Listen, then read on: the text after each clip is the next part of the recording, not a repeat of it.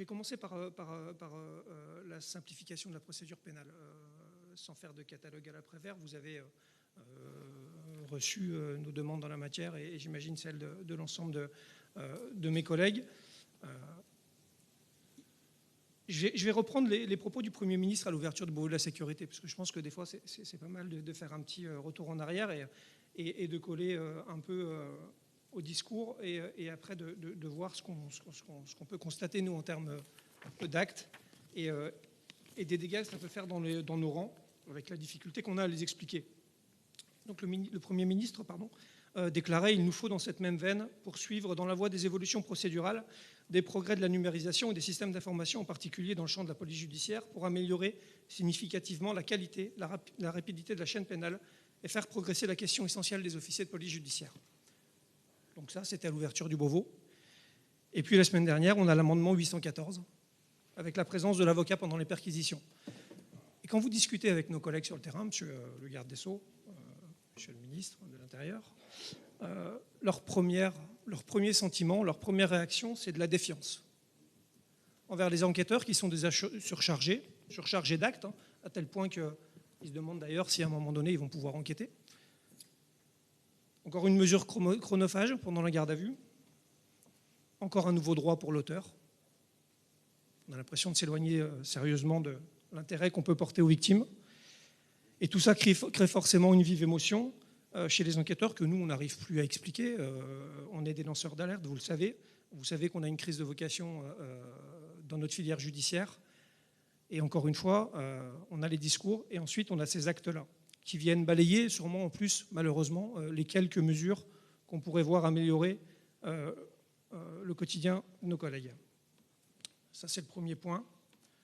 Sur le deuxième, la réponse pénale, je pense qu'on est finalement un peu dans le ton quand on voit les retours de terrain développés par Camille Chaise. Donc la deuxième, c'est la réponse pénale.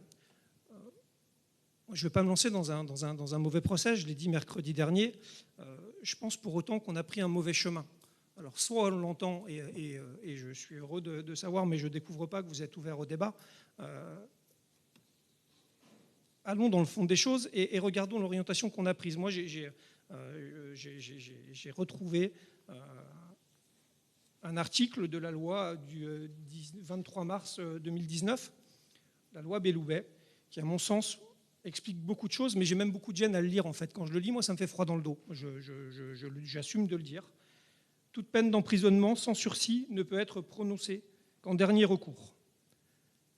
Si la gravité de l'infraction et la personnalité de son auteur rendent cette peine indispensable, et si toute autre sanction est manifestement inadéquate. Donc après, on pourra m'expliquer tout ce que vous voudrez, monsieur le garde des Sceaux, que la justice est plus dure, peut-être, auquel cas on fera un débat de chiffres qui ne sera pas super intéressant, mais à mon avis, on aura aussi des choses à dire. Mais quand je lis ça, je me dis quand même que l'orientation première qui est prise, et l'essentiel, et le but qu'il faut s'avouer, c'est quand même de ne pas emprisonner et de ne pas priver de liberté. 95% des sanctions pénales qui sont prises représentent moins de 2 ans d'emprisonnement. Là, je parle évidemment des peines qui sont entre 0 et 1 an. L'orientation claire envoyée aux magistrats, c'est de ne pas emprisonner.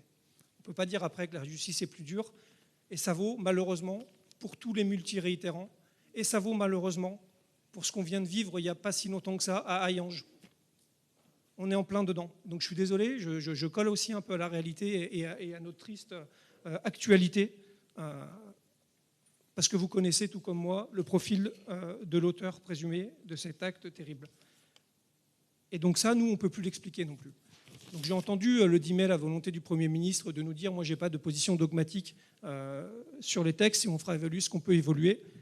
Je ne veux pas balayer la Constitution, on n'est pas des factieux. On est simplement, encore une fois, des acteurs, je pense, et des lanceurs d'alerte qui faisons simplement le relais d'observateurs aiguisés que sont nos collègues de l'état de notre société.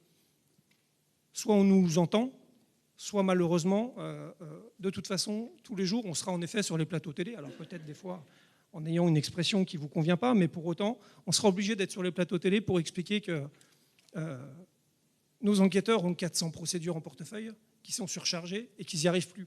Et que malheureusement, ça donne ce qu'on peut voir, parce que la justice est aussi surchargée que nous et qu'on ne peut pas y arriver.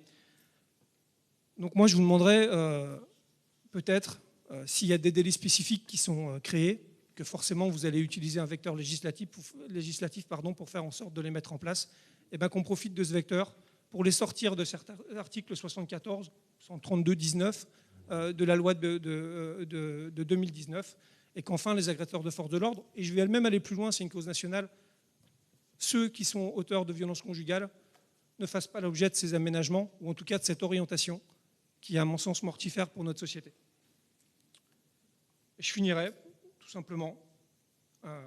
Monsieur le garde des Sceaux, vous avez eu plusieurs vies et plusieurs métiers. Et vous avez déclaré il y a quelques années « J'ai davantage confiance dans la cuisine de mon pays que dans sa politique ». Bon, j'adore la blanquette de veau, hein, je finis sur un petit trait d'humour.